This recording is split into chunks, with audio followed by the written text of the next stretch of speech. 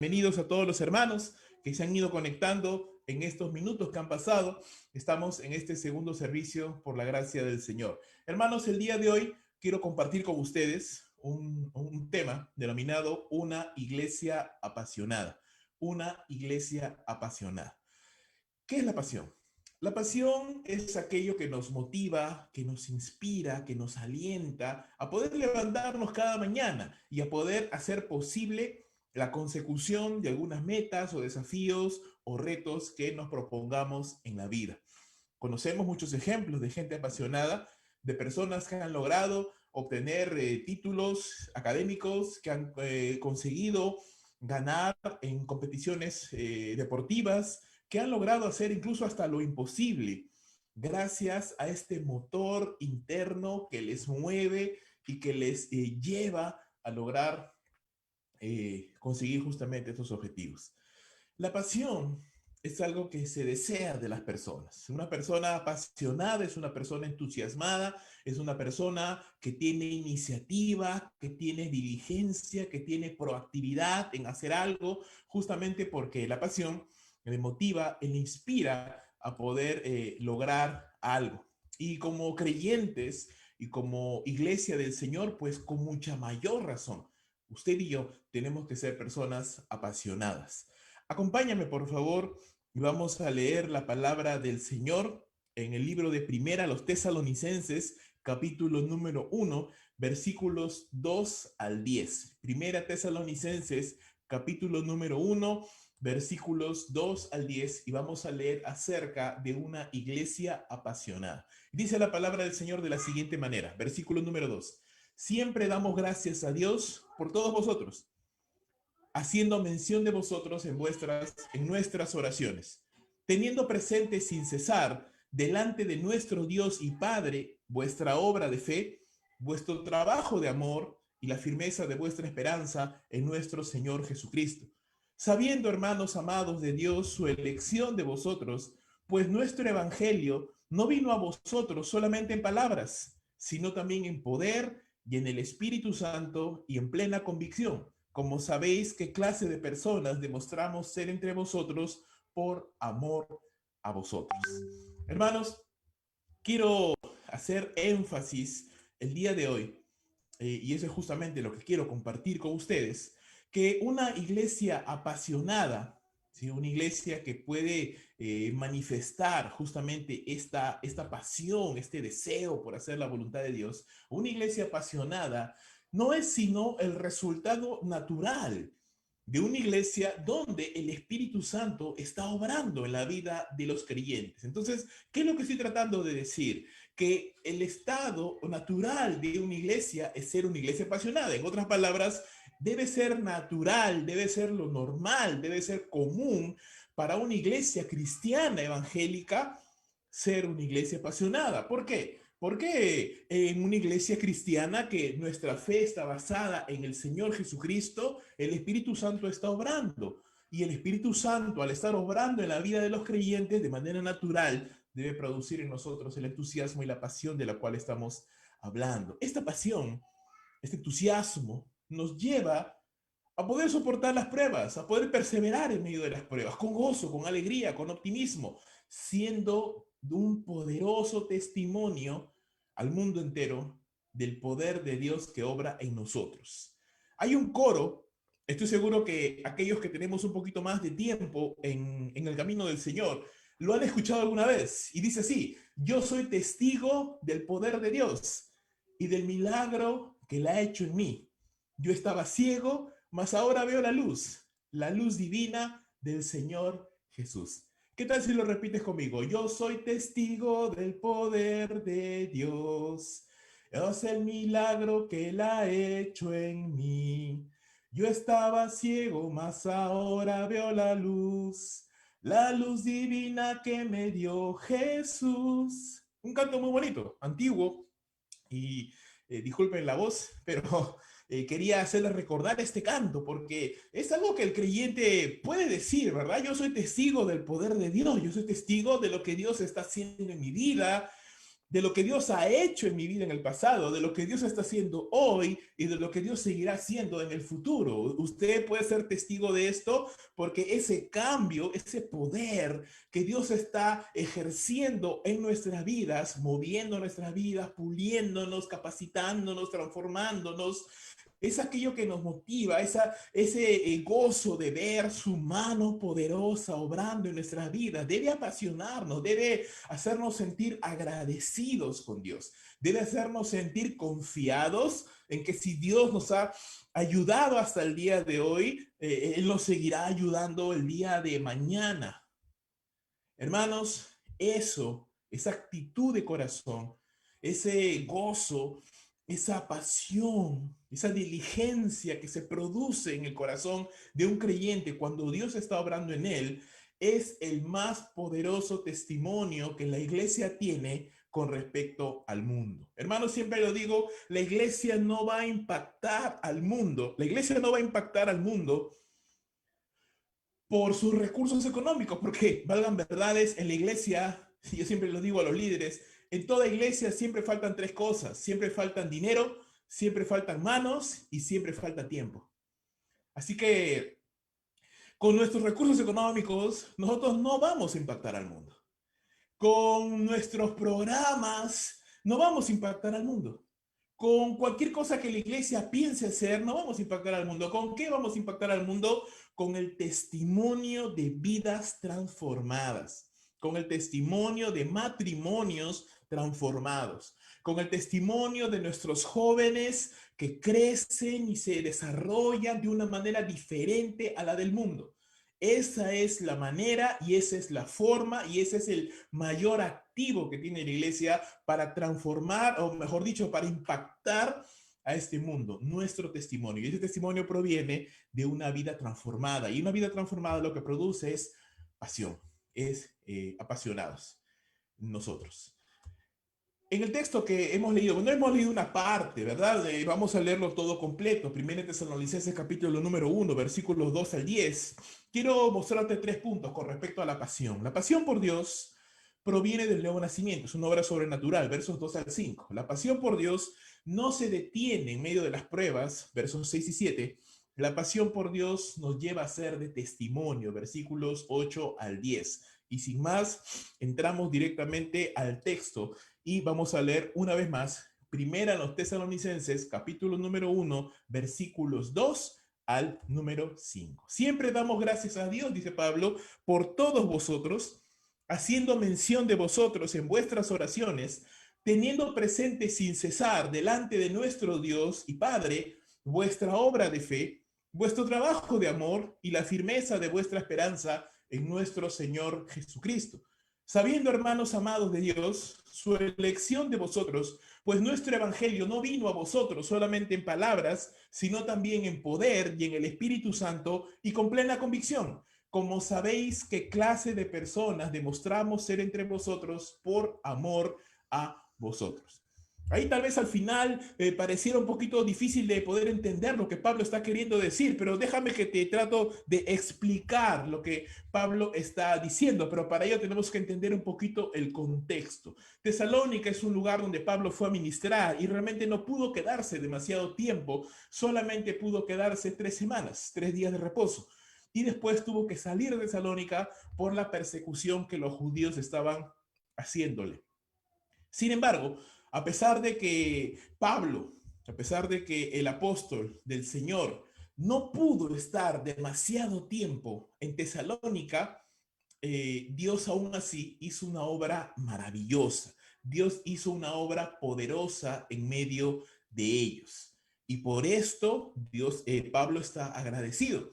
Porque Dios le muestra a Pablo en Tesalónica que si bien es cierto, Dios utiliza a sus siervos para la extensión del evangelio, los siervos del Señor no son indispensables. Dios hace su obra en medio de su iglesia y por eso Pablo está agradecido a Dios por los creyentes de Tesalónica y Pablo siempre está orando por ellos a Dios. Es una de las primeras cosas que Pablo dice al empezar su carta: hermanos, yo doy gracias a Dios por ustedes y hermanos, yo siempre estoy orando por ustedes. ustedes. Qué bonito, qué lindo saber que están orando por nosotros, ¿verdad? Qué bonito saber que hay personas que nos tienen presente en sus pensamientos y en su corazón y que dan gracias a Dios por nosotros, que dan gracias a Dios porque el Señor está obrando en nuestras vidas y que están orando por nosotros. Pablo hace esto, Pablo les extiende esta cortesía, les extiende este bonito gesto de decirles: yo estoy orando por ustedes y estoy dando gracias a Dios por ustedes.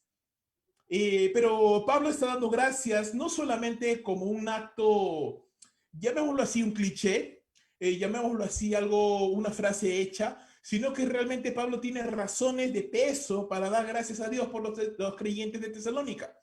Hay tres razones de peso por los cuales Pablo da gracias y son la expresión, llamémoslo así, de lo que Dios está haciendo entre los creyentes de Tesalónica, y espero sea lo que Dios esté haciendo también en su vida y en mi vida también. Tres aspectos. ¿Cuáles son? Una fe activa. Primera cosa que Dios está haciendo entre los creyentes de Tesalónica, les está dando una fe activa. Quiere decir, una fe que no solamente es teórica, que no solamente es, llamémoslo así, conocimiento, sino que es conocimiento aplicado a la vida diaria. Es decir, un conocimiento de Dios que se expresa en obediencia, que se expresa en una vivencia acorde a esa fe, una fe activa. Santiago nos dice que una fe muerta es una fe sin obras y por consiguiente una fe viva es una fe que tiene obras, es una fe que respalda lo que cree con lo que hace. La segunda cosa por la cual Pablo da gracias a Dios por los creyentes de Tesalónica es porque estos hermanos manifiestan en sus vidas un amor esforzado, un amor esforzado. Quiere decir, un amor que trabaja, un amor que pone manos a la obra, ¿no? La escritura nos dice: ¿de qué vale decir, hermana, que Dios te bendiga, te amo, mi hermano, pero no hago algo justamente para demostrar ese amor? ¿Sí? El amor no solamente se dice de palabras, hay que saber expresarlo en acciones. Y lo que estos creyentes de Tesalónica hacían era justamente eso. Ellos no solamente amaban de palabras, sino, como dice el apóstol Juan en su carta, ellos amaban de palabras y de verdad. Ellos hacían efectivo ese amor. Era un amor esforzado. El mejor motor, hermanos, para servir a Dios es el amor. 1 Corintios 13 lo dice: si yo tuviera todos los dones y toda la ciencia y toda la profecía y tuviera todo el poder y aún hiciera milagros maravillosos, pero no tengo amor, dice Pablo, de nada me sirve. Entonces estos hermanos tesalonicenses tienen dos cosas muy importantes: tienen una fe activa y tienen un amor esforzado. Y la tercera característica que Pablo puede identificar, que Pablo puede resaltar, y ojo, a pesar de que Pablo no pasó mucho tiempo en Tesalónica y mucho de lo que Pablo conoce de estos creyentes, lo conoce por boca de otros.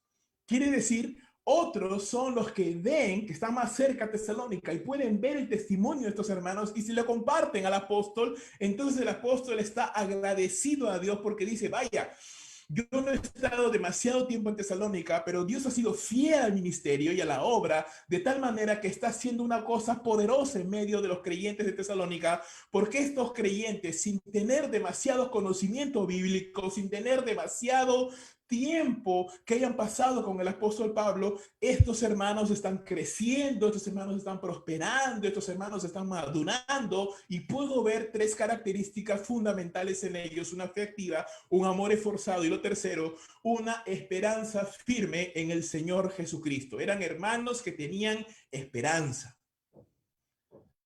Eran hermanos que tenían esperanza.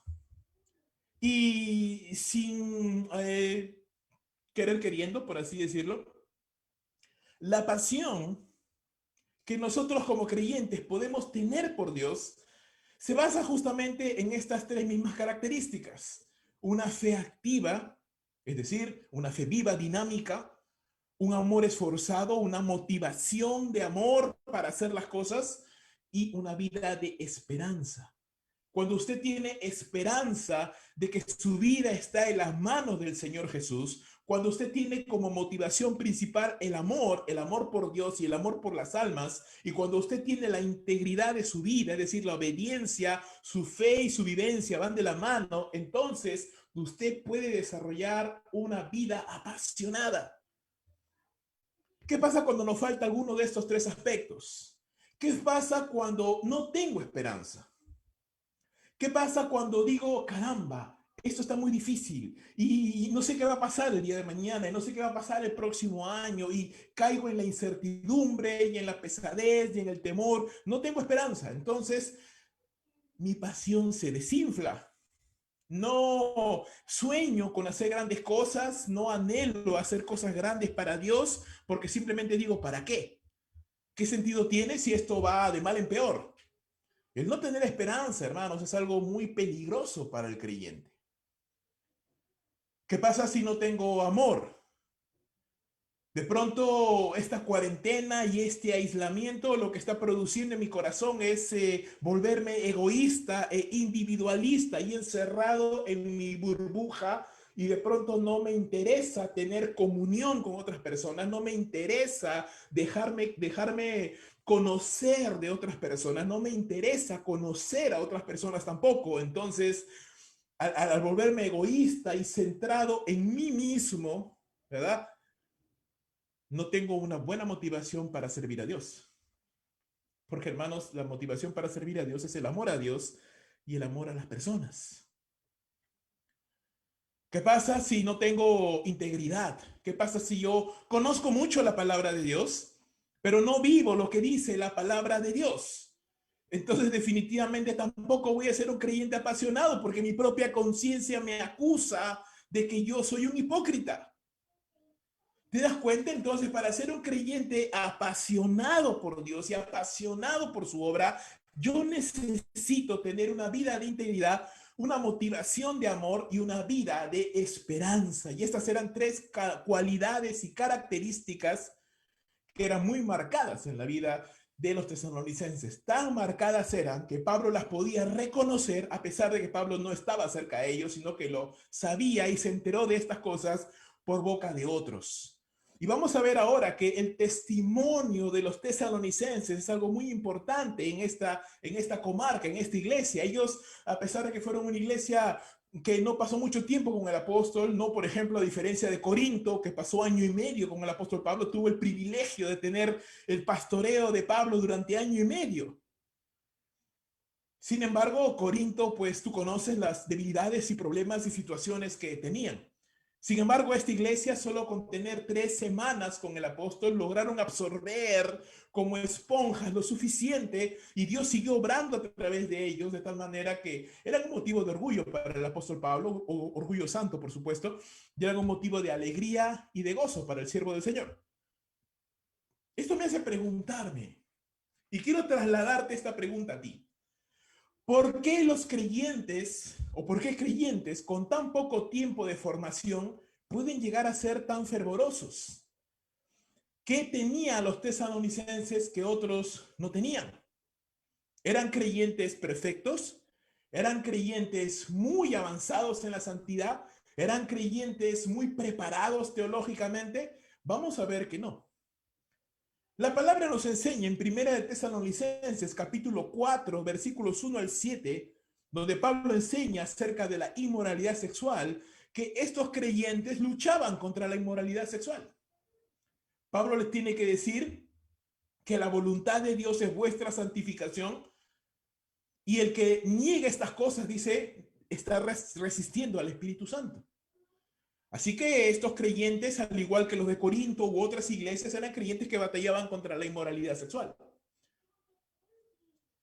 Estos creyentes de Tesalónica eran creyentes que también luchaban con creencias equivocadas. Primera de Tesalonicenses capítulo 4, versículos 13 al 18, Pablo enseña acerca de la venida del Señor. Y les dice, no se dejen engañar, por algunos que piensan que Cristo ya vino o de que la muerte es lo único que le espera a los creyentes. No, ustedes tienen que confiar en que llegará el momento en el cual socará la trompeta y los muertos en Cristo serán levantados y seremos reunidos en las nubes con el Señor en el evento conocido como el rapto. Por lo tanto, dice Pablo, alentaos los unos a los otros. Así que eran creyentes que también batallaban con doctrina. Primera Tesalonicenses, capítulo 5, verso 14, y vamos a leerlo, te lo voy a leer porque es un solo verso. Quiero que por favor lo puedas leer con atención. Primera Tesalonicenses, capítulo 5, verso 14, dice, y exhortamos, hermanos, que amonestéis a los indisciplinados, que animéis a los desalentados, que sostengáis a los débiles y seáis pacientes con todos. ¿Ves? En la iglesia en Tesalónica también había gente disciplinada que no tenía una vida de oración, que no tenía una vida devocional y que por ende vivían desanimados, vivían desalentados, habían creyentes débiles en su fe, había de todo, como en cualquier iglesia, ¿verdad? Como en nuestra iglesia, como en otra iglesia, como en todas las iglesias. Así que Tesalónica no era una iglesia perfecta. No era una iglesia como un producto terminado, era una iglesia que batallaba, como nuestra iglesia, como cualquier otra iglesia cristiana, una iglesia que está batallando, una iglesia que está luchando, una iglesia que se está esforzando, una iglesia que está creciendo. Pero ¿qué caracterizaba a Tesalónica? Era una iglesia que no se rendía, era una iglesia que seguía batallando. Cuando conoces a una persona o una iglesia que ya se rindió, que ya no quiere intentar, que ya no quiere crecer, que ya no quiere pelear, que ya no quiere batallar, en que ya no le importa obedecer al Señor, en que su amor se ha enfriado y que no tiene esperanza del futuro. Vuelvo y repito, hay tres componentes fundamentales de la pasión. Si usted quiere ser un creyente apasionado, yo estoy seguro que usted quiere ser un creyente apasionado. Yo estoy seguro que usted quiere levantarse cada mañana con gozo, con una meta en su mente, con algo que le motive a seguir adelante. Si usted quiere ser un creyente apasionado, usted necesita desarrollar tres cosas. Una fe activa, un amor esforzado y una esperanza firme en el Señor Jesús. Si usted no tiene esperanza, usted no se va a esforzar, porque va a pensar, ¿para qué? Si usted no tiene un amor por las personas, por Dios, usted va a ser una persona egoísta y no va a querer poner sus manos en el arado para servir al Señor. Usted no va a soñar con un ministerio, usted no va a soñar con entregar su vida para la causa de Cristo, porque usted está centrado en sí mismo, en sus propios problemas, en lo que no tiene o en lo que le falta. Si usted no tiene una fe activa, es decir, usted cree una cosa pero hace otra, entonces su conciencia le va a acusar y usted va a vivir avergonzado, cabizbajo, triste.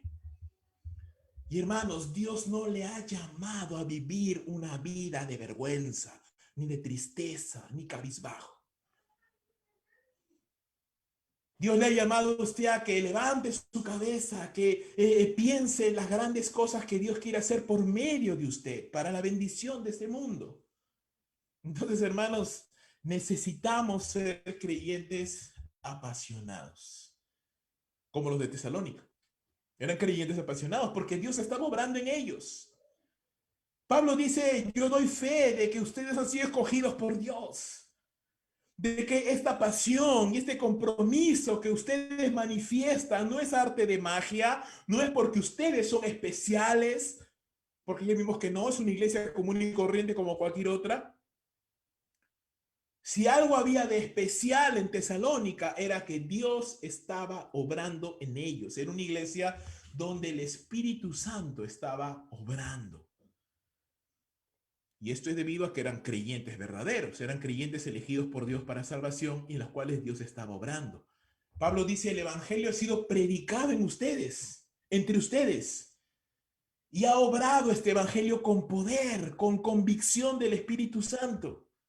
Y eso es poderoso, hermanos. ¿Por qué? Nos hace pensar y recordar que lo que la iglesia necesita por sobre todas las cosas es el evangelio. Pablo dice en Romanos capítulo 1, versículo 16, porque no me avergüenzo del evangelio, porque es poder de Dios para salvación a todo aquel que cree, al judío primeramente y también al griego. El evangelio es poder de Dios. Hermanos, te digo una cosa. La iglesia debe ser una iglesia apasionada, porque ese es el estado natural de una iglesia. ¿Por qué digo esto? Porque una iglesia es el conjunto, la iglesia es el conjunto de los creyentes en Cristo Jesús, que han sido salvos, que han sido expuestos al evangelio de la salvación y están siendo transformados por el poder de Dios. Por ello, si usted quiere ser apasionado, usted necesita tener una fe firme, un amor esforzado y una esperanza en el Señor Jesús.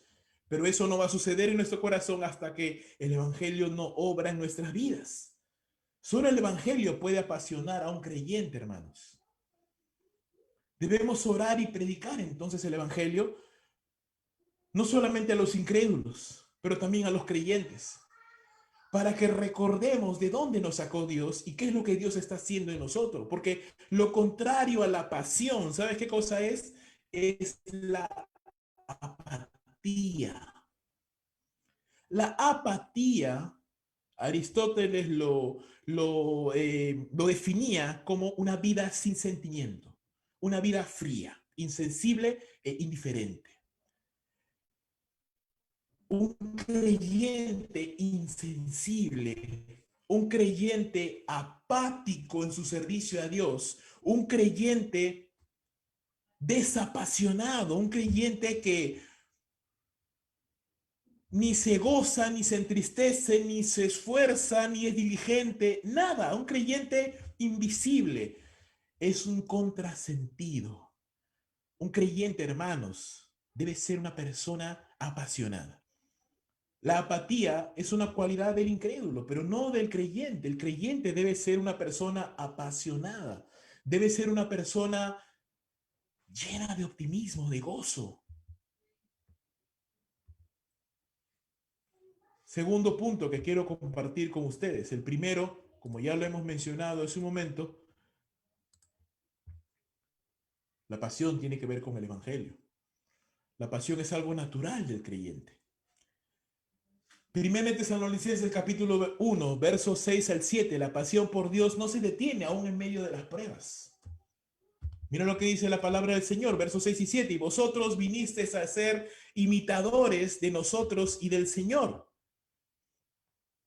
habiendo recibido la palabra en medio de mucha tribulación, con gozo del Espíritu Santo, de manera que llegasteis a ser un ejemplo para todos los creyentes en Macedonia y en Acaya. ¿No? Eso es lo que Pablo está testificando de los creyentes en Tesalónica. Ahora, perdón. La obra del Espíritu Santo en la vida de estos creyentes se puede ver también en tres aspectos.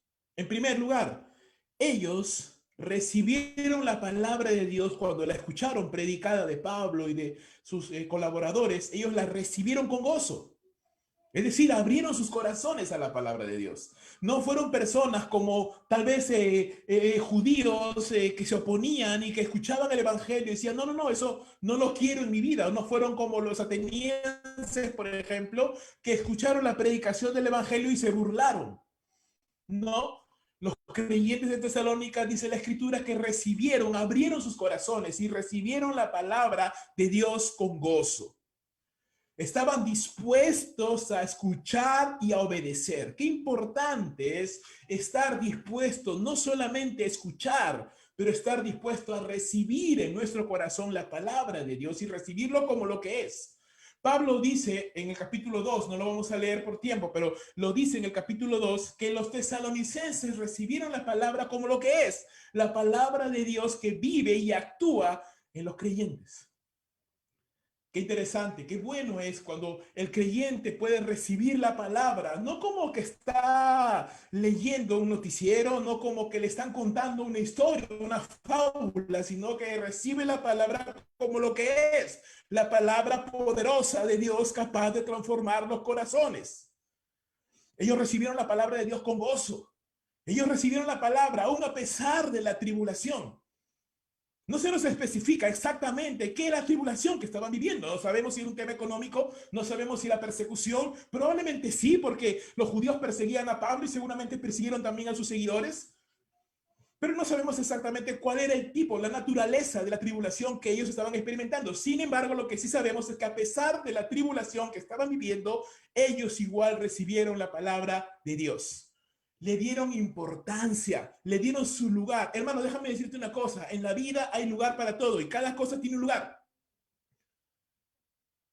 Por ejemplo, hay un momento para guardar seriedad, hay un momento para guardar compostura, hay un momento para relajarse, para distraerse, hay un momento para comer, hay un momento para dormir, hay momentos para todo y cada cosa tiene su situación. Yo no puedo estar en el servicio leyendo mi celular, mandando mensajes, jugando, distraído, porque no, hay un lugar para cada cosa.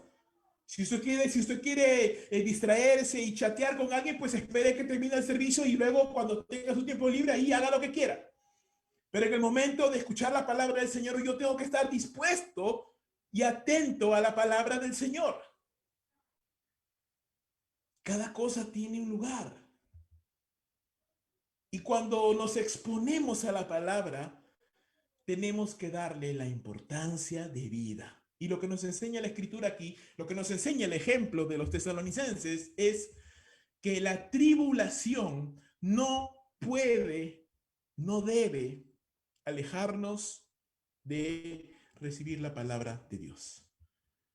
Mucha gente piensa, no, no puedo ir a la iglesia, no puedo escuchar la palabra porque me siento mal. No, justamente por eso debes escuchar la palabra de Dios, porque te sientes mal y necesitas sentirte mejor. No, estoy pasando problemas, pero por eso ya cuando me sienta mejor iré a la iglesia. No, estás equivocado, estás haciendo lo incorrecto. Justamente porque te sientes mal, porque estás pasando pruebas, es que necesitas la palabra de Dios con mayor razón. Entonces estos creyentes recibieron la palabra de Dios con gozo, recibieron la palabra de Dios a pesar de la tribulación y vinieron a ser imitadores de Dios y de sus siervos. Qué bueno es recibir la palabra de Dios, mejor aún es ver la palabra de Dios ejemplificada en la vida de personas. Por eso cuando usted está sirviendo al Señor y usted está enseñando la palabra, usted no solamente está compartiendo la palabra con sus labios, usted está compartiendo, usted está reforzando el mensaje o contradiciéndolo con su vida. Porque qué sentido tiene que yo pueda a usted hablarle del servicio, la diligencia, el amor a Dios, a su obra, pero yo en mi vida personal no me interesa servir a Dios, no tengo diligencia, soy impuntual, llego tarde, hago lo que se me da la gana, vivo una vida desordenada. Entonces, mi mensaje se ve resquebrajado, debilitado por mi propia vivencia. Los tesalonicenses dijeron, bueno, nosotros recibimos la palabra y nuestra fe fortalecida porque vemos hombres como Pablo, Timoteo y los demás que verifican, que validan, que corroboran la eficacia de la palabra de Dios y nos animan. Porque podemos ver que si estos hombres pueden llegar a servir a Dios y a esforzarse a pesar de las circunstancias, nosotros también podemos. Los tesalonicenses aprendieron algo que usted y yo tenemos que aprender. Las tribulaciones no pueden ser estorbo para que un creyente pueda florecer y pueda crecer. Te digo una cosa, hermano, el creyente puede crecer espiritualmente en cualquier circunstancia y en cualquier lugar en el que se encuentre. Porque su crecimiento no depende de si tiene dinero o no, no depende de si tiene amigos o no, no depende de si tiene trabajo o no. Su crecimiento depende de su comunión con Dios. La parábola del sembrador, Marcos capítulo 4, nos habla acerca de 4 tipos diferentes de tierra. La primera es aquella en la cual se siembra al lado del camino y Satanás la roba. La siguiente es aquella en la cual la semilla se siembra en pedregales. Y dice la escritura que estos son las personas que oyen la palabra con gozo, la reciben, pero no la interiorizan. Sí, les dice, qué bonita prédica, qué lindo ha predicado el pastor, qué bonito, qué interesante, pero no lo interiorizan en su vida. Es decir, están dispuestos a escuchar, pero no están dispuestos a obedecer. Entonces, ¿qué sucede cuando estoy dispuesto a escuchar solamente, pero no obedecer? Dice la escritura que la palabra es recibida en mi corazón, pero no tiene raíz. Entonces es temporal. Y cuando viene la aflicción o la persecución por causa de la palabra, tropezamos y caemos, porque la palabra no ha logrado echar raíces. El tercer tipo de tierra es aquella en la cual la semilla de la palabra cae entre espinos, que quiere decir aquellos que oyen la palabra, pero las preocupaciones del mundo, dice, y el engaño de las riquezas y los deseos de las demás cosas entran y ahogan la palabra y la hacen estéril e infructuosa, es decir, no tiene fruto. Entonces estas son personas que, a diferencia de las anteriores, que la recibían con gozo, pero no estaban dispuestas a obedecer, estos la reciben y dicen, ¿sabes qué? No tengo tiempo para escuchar la palabra porque estoy muy preocupado sabiendo cómo voy a pagar mis cuentas. Estoy muy preocupado sabiendo qué va a ser de mi mañana, cómo voy a sobrevivir a la pandemia, qué me va a pasar si me vacuno o no, cómo voy a pagar mi alquiler, tengo que conseguir otro trabajo y otro y otro y otro. Estoy muy preocupado, estoy muy afanado, necesito comprarme un celular nuevo, no sé qué hacer, estoy atribulado, estoy estresado. Entonces ese estrés y esa vanagloria y todas estas cosas ahogan la palabra de Dios y la hacen infructuosa. Y el cuarto tipo de tierra, dice la escritura, es aquella donde la semilla cae en tierra buena. Y estas son personas que oyen la palabra, la aceptan, la interiorizan en sus vidas. O sea, están dispuestos a escuchar, pero también están dispuestos a obedecer. Y ahí viene lo poderoso, porque la semilla entonces entra en la tierra, echa raíces y da fruto a 30, a 60 y a 100 por uno. ¿Quiénes eran estos estadounidenses? Pues eran buena tierra, por supuesto.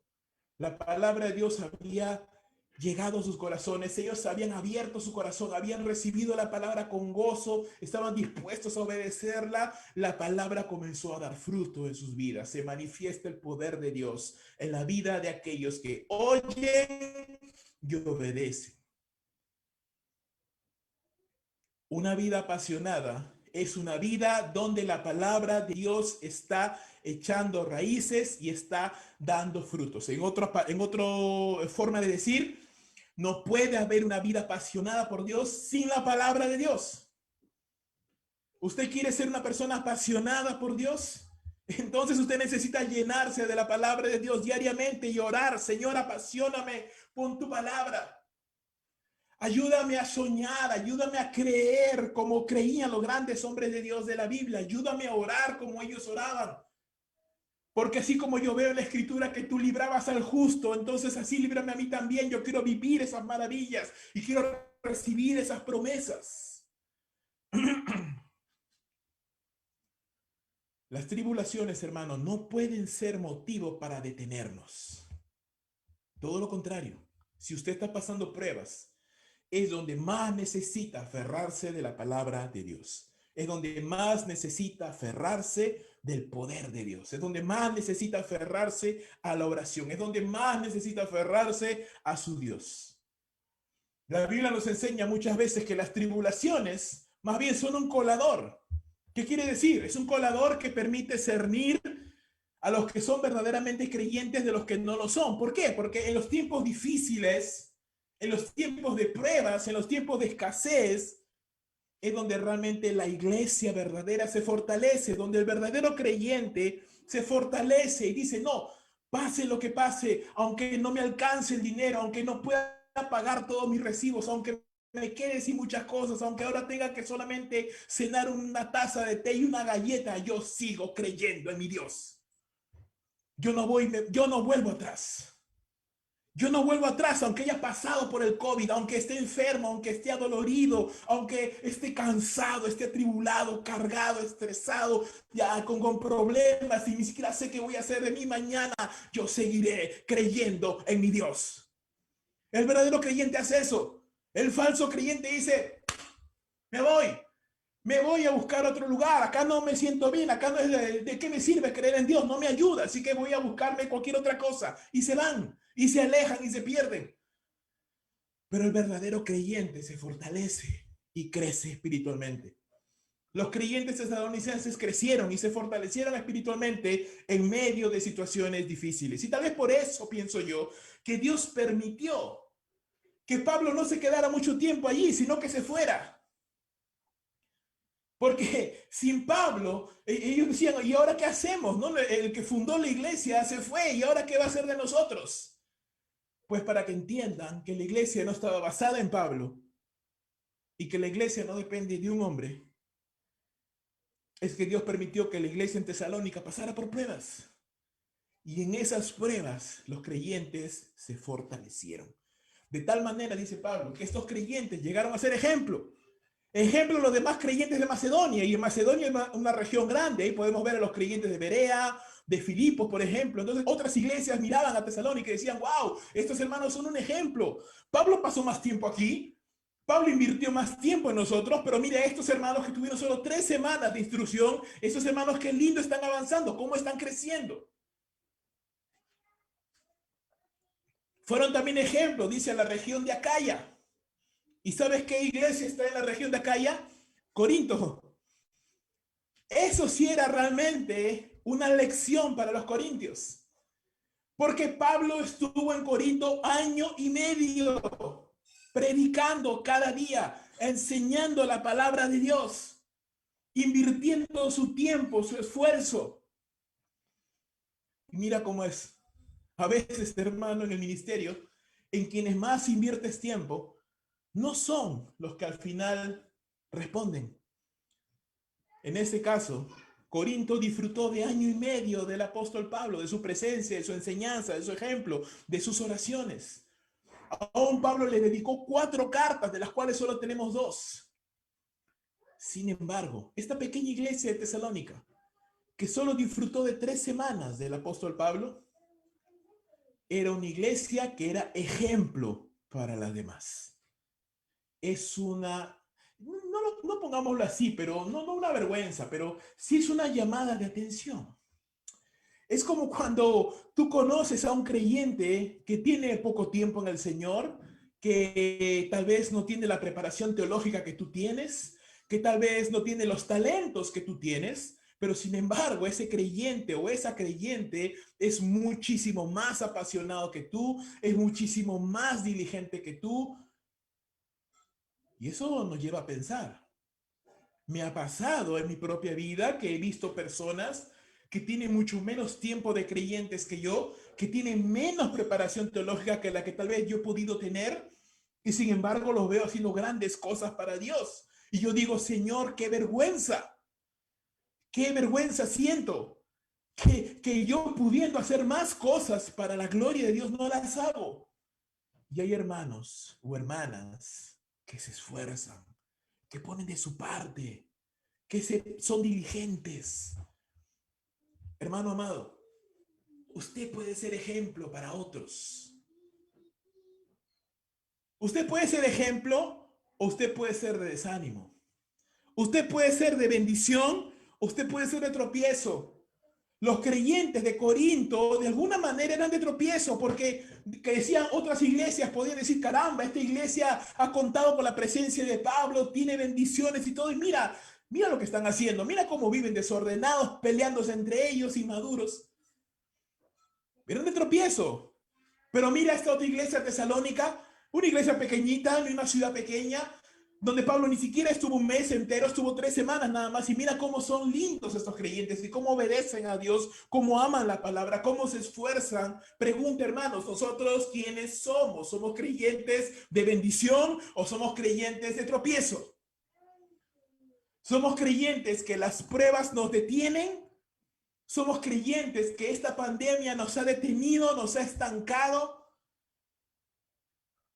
¿O eres un creyente que a pesar de la crisis, usted se levanta?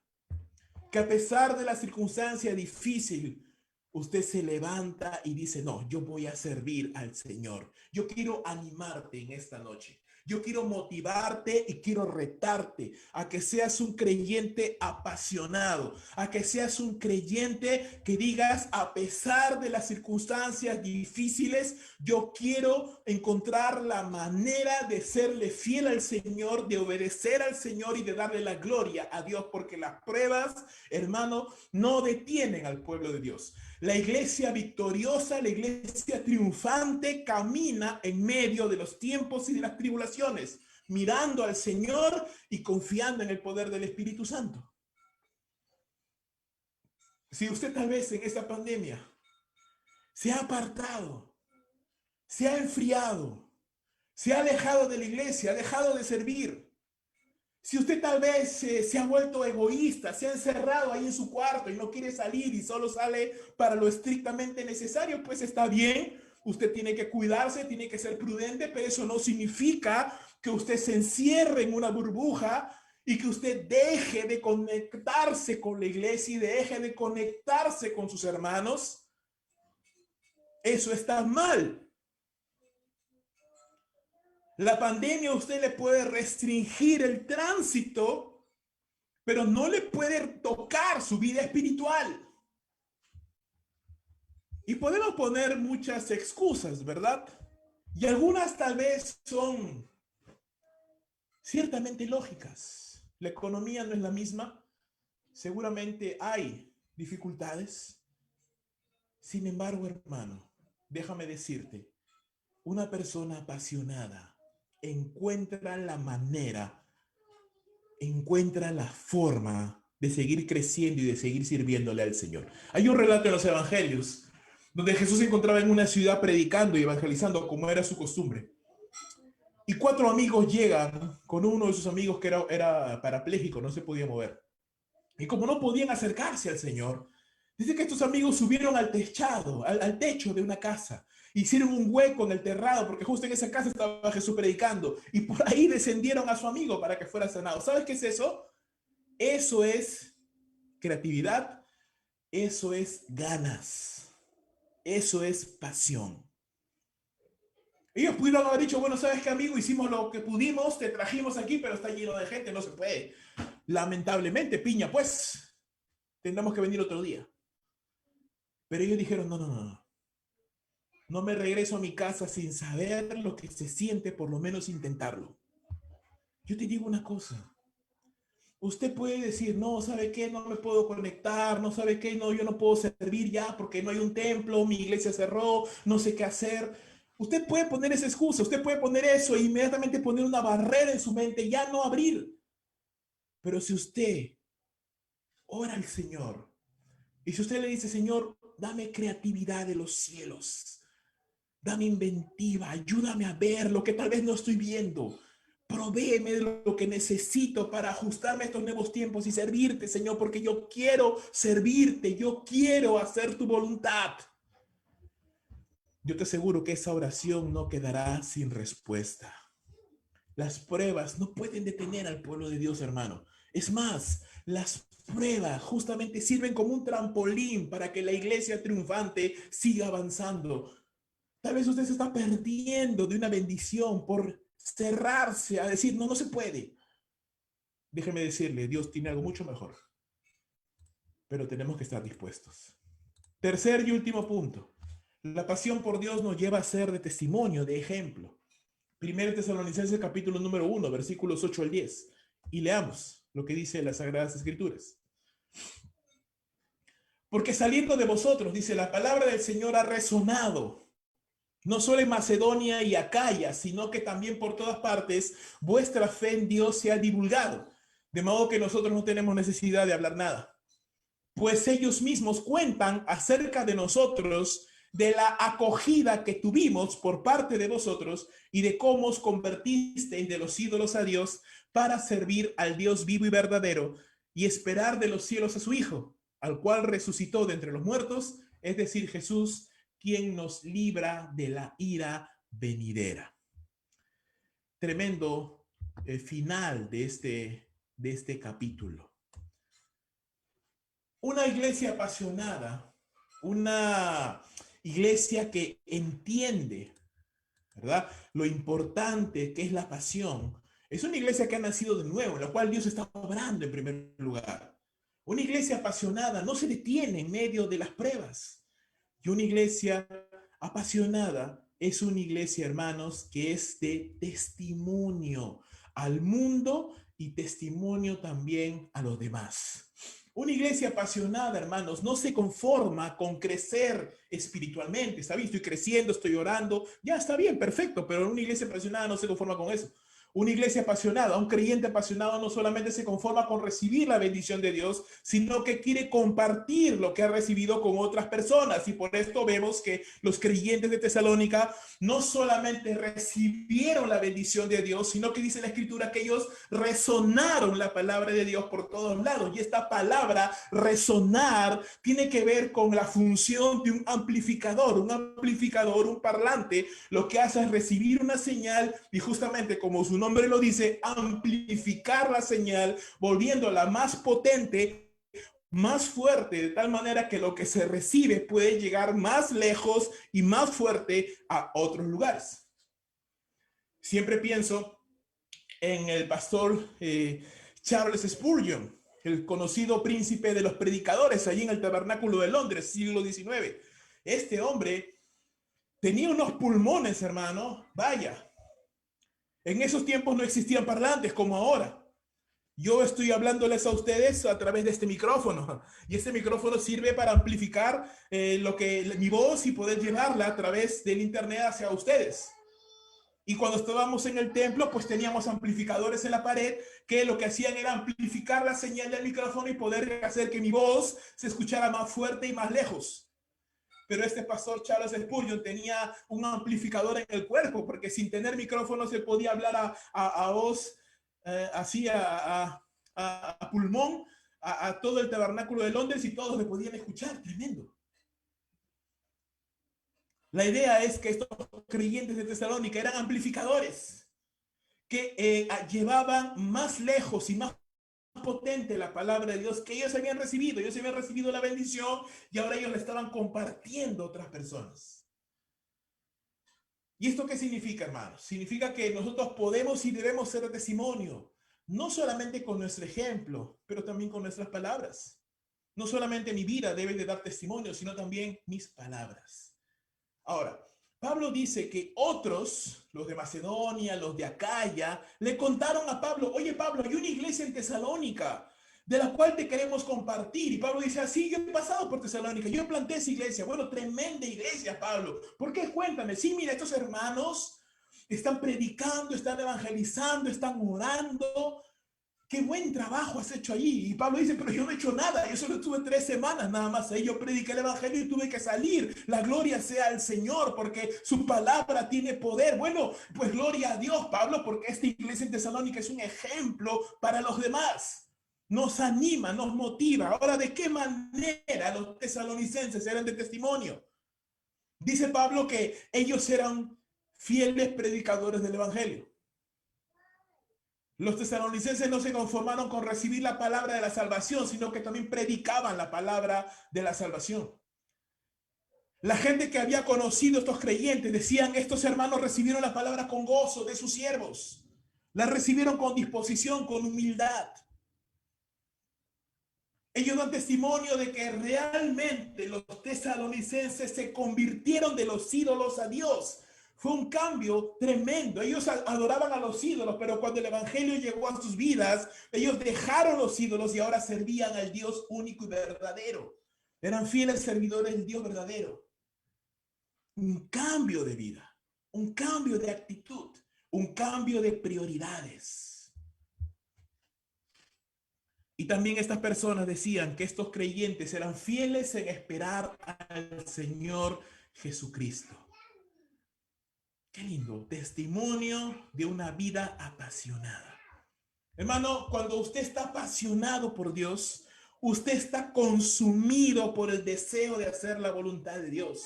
Usted está consumido por el deseo de predicar el evangelio. Usted tiene el corazón abierto para recibir la palabra y seguir alimentándose porque usted quiere conocer la palabra para poder enseñar mejor la palabra. En una vida apasionada no cabe la mediocridad.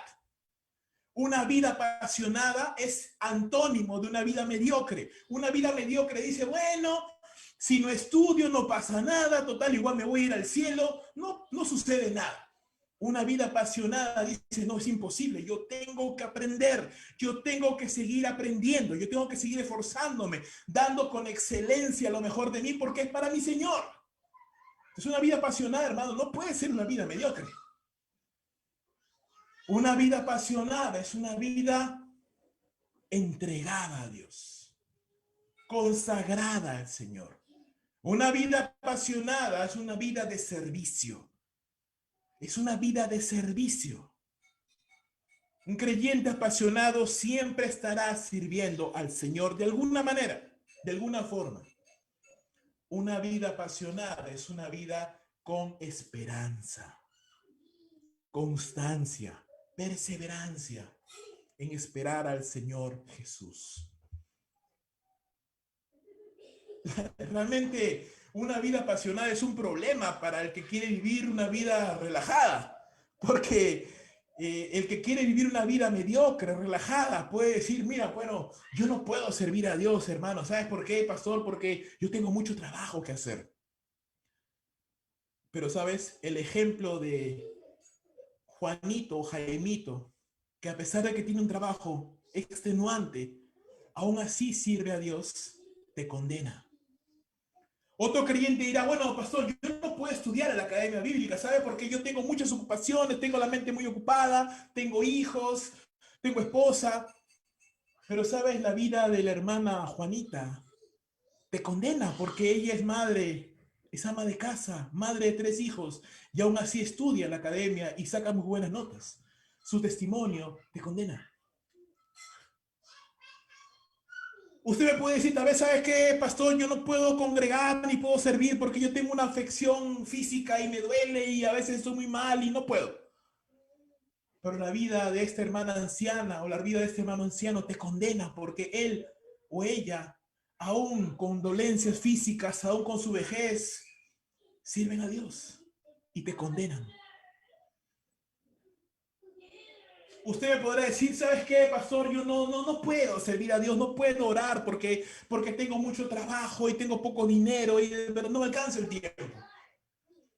Pero la vida de este hermano y el otro hermano, que a pesar de que ni trabajo tienen, o tienen muy poco dinero disponible, aún así se levantan muy de temprano para orar y para servir al Señor. Y aún caminando van a sus iglesias.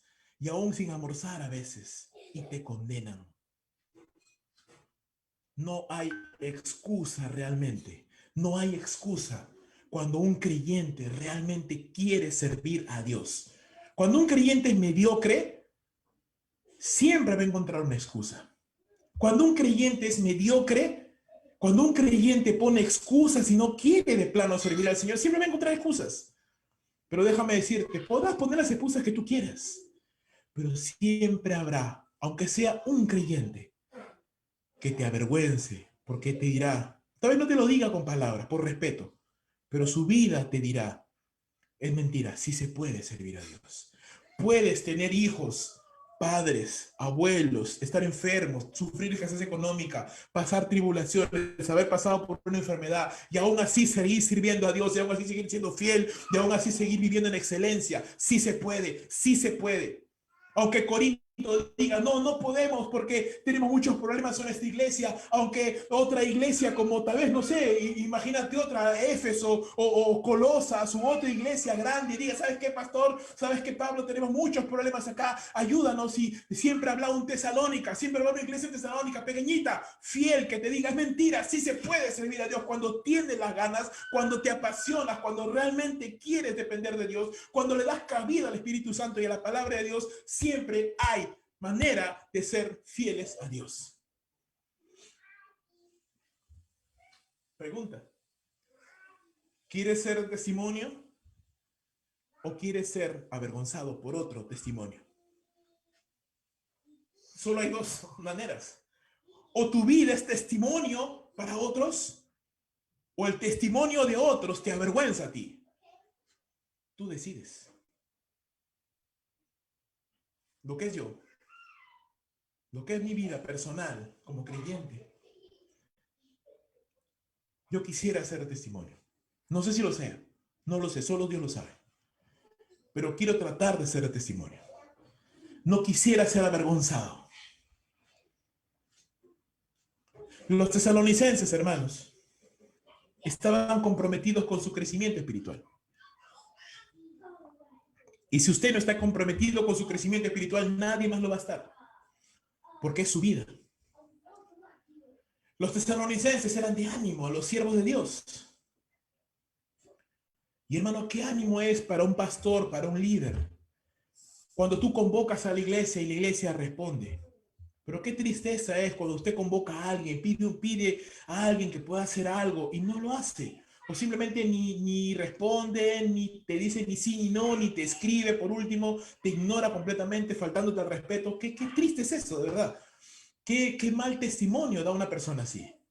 Porque da un testimonio de que es una persona irrespetuosa, que le interesa un pepino que tú le hables o le escribas o le pidas algo. Y hay muchas personas, hermanos, a las cuales incluso yo a veces les he escrito para pedirles algo, mi esposa o un líder o un anciano les he escrito y ni siquiera les he respondido, ni siquiera han tenido la delicadeza de responder. ¿Y sabes qué pienso yo? Qué mal educada esa persona. Qué triste, qué testimonio tan terrible. Deja a esa persona y no me venga con que no, yo no sé usar internet, no tengo tiempo porque todo el mundo sabe usar WhatsApp, todo el mundo sabe usar Messenger. Eso es mentira y en esta época es mentira.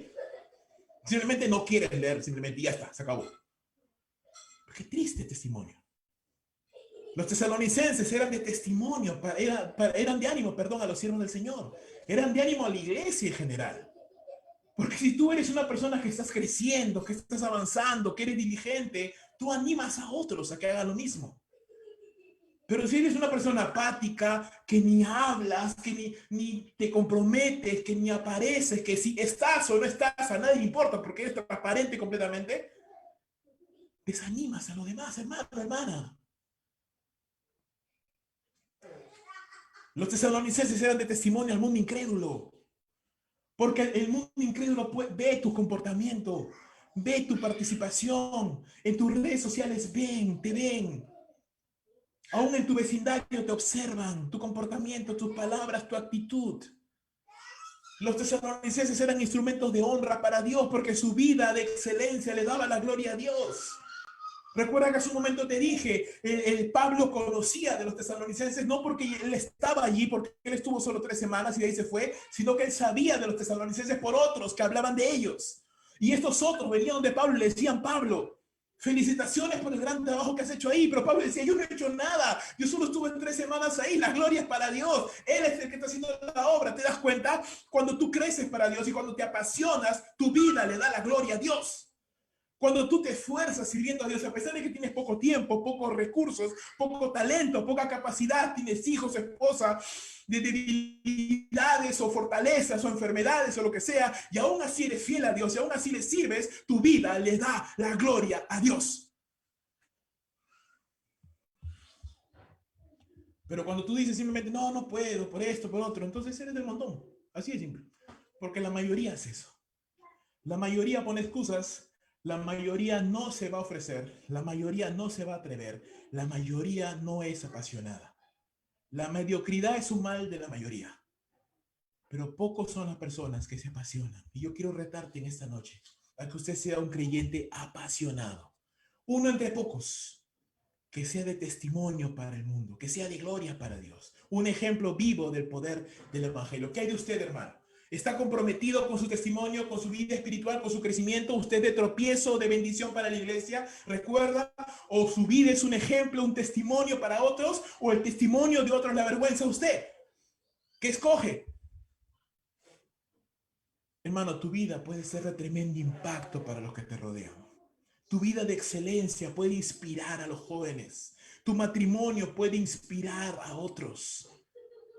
Tu vida, tu liderazgo puede inspirar a otros a anhelar servir a Dios. O puede ser de tropiezo para otros, para que no quieran servir a Dios. Te reto a que seas de bendición a los que te rodean. Como te digo, yo no lo sé de mi vida, no lo sé, Dios lo sabe. Si seré de bendición o no, pero trato. Hago todo lo humanamente posible de mi parte para esforzarme. Y yo sé que también muchos de los que me están oyendo también lo hacen. Te animo. Siempre podemos dar un poco más. impacta a otros con el Evangelio. Sea un ganador de almas, sea un entrenador de nuevos creyentes. Da un paso más, da la milla extra. Si hasta ahora has hecho, pues, de tu vida espiritual y estás orando y tú me digas, pastor, pero yo estoy orando, estoy leyendo la Biblia. Excelente, gloria a Dios por ti. Pero eso no es todo. Te animo a que ahora no solamente pienses en ti, sino que ahora vayas hacia afuera y seas de bendición a otros. Alcances personas, disipules, entrenes. Da un paso más, esfuérzate, esfuérzate, apasionate, rompe esquemas, sé disruptivo, esfuérzate, sé creativo. Encuentra nuevas formas de compartir el Evangelio. Encuentra nuevas formas de servir a Dios. Tú me dirás, pero no se puede, no se puede. Bueno, si de plano dices que no se puede, nunca se va a poder, así de simple. Pero yo te digo, sí se puede. Y sí puedes aprender. Porque eres inteligente, porque tienes el diseño de Dios, la imagen de Dios en tu vida. Una iglesia apasionada es una iglesia comprometida con su crecimiento espiritual. Una iglesia así siempre será de testimonio. Termino. ¿Qué Dios quiere, mi amado hermano, que hagamos, usted y yo? Te lo pongo en pantalla. Si has nacido de nuevo, si realmente eres un verdadero creyente, entonces debes crecer y madurar para la gloria de Dios. En la mañana estábamos hablando un poquito de esto. Crece, madura. Las pruebas no pueden detenerte de crecer y de servir al Señor. Si están pasando pruebas, como decíamos en la mañana, es un entrenamiento para ver la mano de Dios. Pero no te puede detener. Usted sigue avanzando. En lo que está en sus manos para hacer, sigue avanzando. Sigue esforzándose. Debemos ser ejemplo a quienes nos rodean de una verdadera vida cristiana, en el matrimonio, en el liderazgo, en el servicio, en todo. Yo digo, y es una cosa que yo lo he tomado como un código de vida en mi vida personal. Yo he pensado hace mucho tiempo atrás, cuando me enseñaron mis líderes, yo aprendí y tomé esta convicción. Si mi vida, si yo voy a servir de manera triste, mediocre, a Dios mejor no viro. Yo voy a servir de manera apasionada, sin descanso. Y esa va a ser mi vida. Así me voy a gastar, así quiero morir. Yo te animo. Sé ejemplo de servicio, sé ejemplo de liderazgo, sé ejemplo de crecimiento. Sé apasionado por compartir la palabra al mundo entero. Sé un testigo vivo del poder de Dios. Como decía el cántico, ¿verdad? ¿Se acuerdan? Lo que decíamos al inicio. Yo soy testigo del poder de Dios por el milagro que Él ha hecho en mí. Yo estaba ciego, mediocre, triste, derrotado, muerto en mis delitos y pecados. Mas ahora veo la luz divina que me dio Jesús, que me dio Jesús. Yo soy testigo del poder de Dios, hermano. ¿Y usted? Usted es testigo del poder de Dios. Usted puede decir, Dios está obrando en mi vida. Usted puede decir, Dios me está apasionando cada día más por su obra, por las misiones, por el evangelio, por la iglesia. Yo amo la iglesia. Amo la obra de Dios. Quiero esforzarme cada día más. Usted puede decir eso. Si usted puede decir eso, pues gloria a Dios. Y si no, déjeme decirle, Dios le ha llamado a usted para que entregue su vida al Señor y viva de una manera apasionada. Usted me dirá, pero pastor, no hay templo, ¿qué se puede hacer? No, se puede hacer muchísimo. Ya lo he dicho y lo vengo diciendo mucho tiempo atrás. Necesitamos editores de video. Necesitamos personas que diseñen folletos evangelísticos. Necesitamos personas que compartan el evangelio por WhatsApp, por Facebook. Necesitamos personas que disipulen nuevos creyentes. Necesito personas que compartan la transmisión, que compartan versos devocionales. Necesito personas así. ¿Serás tú uno de ellos? ¿Tendrás la pasión? Solo usted lo sabe. Yo ruego al Señor que nos haga creyentes apasionados. No es tiempo para dormir, iglesia. Podremos estar encerrados en casa, pero nuestra mente no está encerrada. Y Pablo decía, puedo estar preso, pero la palabra de Dios no está presa. La palabra de Dios corre, corre y debe de correr. Y lo hace a través de creyentes apasionados. Que Dios bendiga su santa palabra. Vamos a orar.